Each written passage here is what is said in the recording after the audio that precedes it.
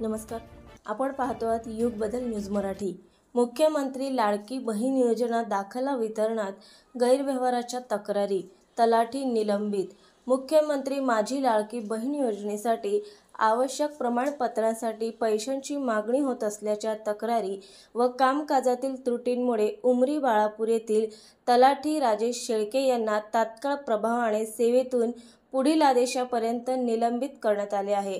अकोल्याचे उपविभागीय अधिकारी डॉ. शरद जावळे यांनी हा आदेश जारी केला. मुख्यमंत्री लाडकी बहीण योजनेत आवश्यक कागदपत्रे घेण्यासाठी महिलांकडून मोठी उमरी येथील तलाठी पैसे घेत असल्याची बातमी व व्हिडिओ काही माध्यमांतून प्रसिद्ध झाला. यासंबंधी तलाठ्यांना तात्काळ नोटीस बजावण्यात आली, मात्र त्यांनी अद्याप खुलासा सादर केला नाही. त्यांच्या दप्तराची तपासणी करण्यात आली. तसेच साज्याचे ठिकाणी 8 नागरिकांचे बयानही घेण्यात आले. तलाठ्यांनी उत्पन्न दाखल्यासाठी 30 रुपयाची मागणी केली असे बयान नागरिकांनी दिले.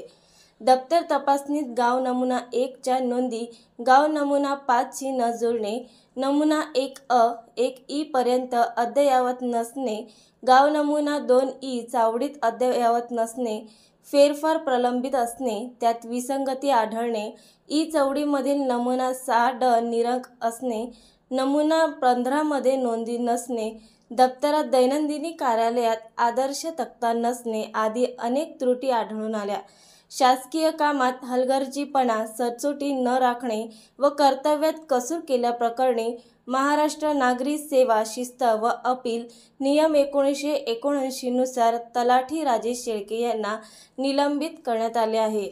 अकोल्याचे SDO डॉ. शरद जावळे यांनी ही कारवाई केली.